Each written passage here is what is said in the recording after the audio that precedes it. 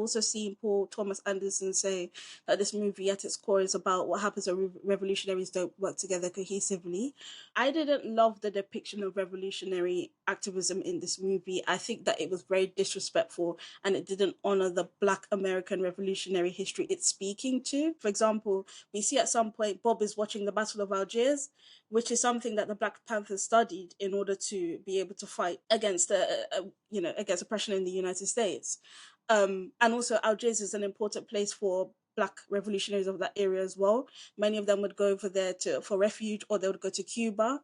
So it's like they're leaving these little Easter eggs in there, but they don't have the range to actually depict the fight of that category of people. And I think, when I left this movie, I wasn't happy with it. And then the same day I watched it, Ashata Shakur died. When I found out that news, I started to really hate the movie.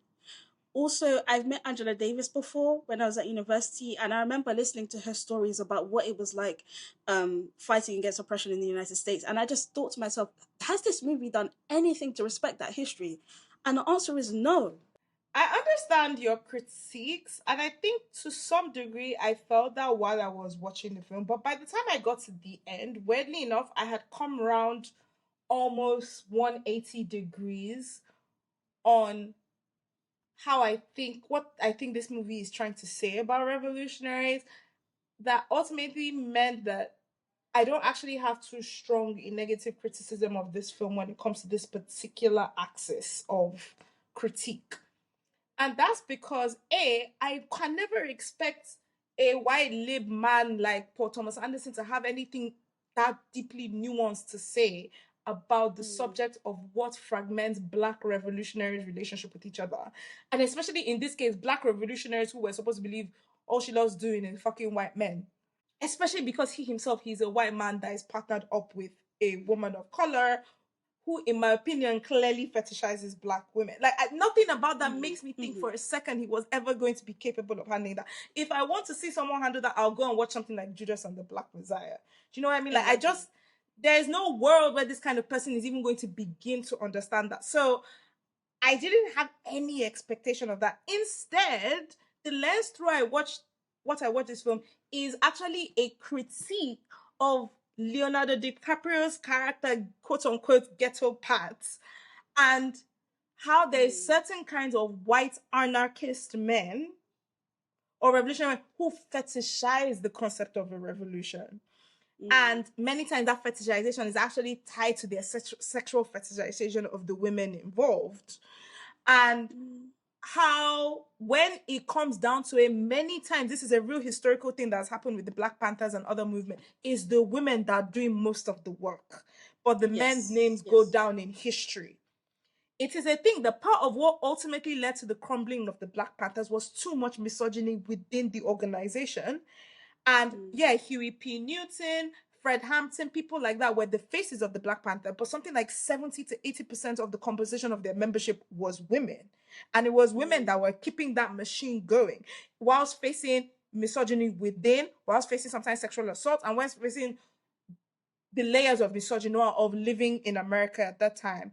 And there's also the additional layer that the representation of the women from the Black Panthers and associated organizations at that time was heavily light-skinned women or biracial women or women with loose hair texture. So there's all sorts of layers to how men conduct themselves around the women in revolutionary movements, and that always ultimately ends up with them crumbling. So because I viewed quote-unquote Ghetto Pat as such a waste man of a character, I wasn't mad at how the film was treating revolutionaries in an almost like unserious way, because people like that are unserious and they don't take it that seriously because they don't have as much to lose. They don't have to. Yeah, they don't have to. Here's the reason why I disagree, though. What? I agree with what you're saying. I understand where you're coming from, but I disagree for one crucial reason. It's true that the black women are the workhorses of the movie and the quote unquote revolution going on. However, our leader of the French 75, Perfidia, is incompetent. The most revolutionary thing she does in this movie is shoot a security guard for no reason. An unarmed black and a non-black A man at black, that, which the implications of that are crazy. right? Somebody who's probably lower middle class at best, right? She rats everybody else out afterwards, right? So for me, I get where you're coming from, but if that were the case, we would need to see some competency coming from her, or even Jungle Pussy. She's going in to do a bank robbery, no mask, no mask. There's a But I level of think incompetence that was I couldn't see past it. what they're also trying to show there in theory is that she's kind of lost it. Like they're trying to make some kind of commentary on postpartum depression there. But I have a problem with that Sure. how that's handled, because I think the Yes. writing of her postpartum depression is honest. When I heard her expressing jealousy at the child, I was just like, what kind of writing is this? I'm not saying that those kind of sentiments cannot exist in this like sick and twisted society we Mm. have, but there was something that just felt disturbing in terms of how it was being written. It does And her happen ratting though. them out.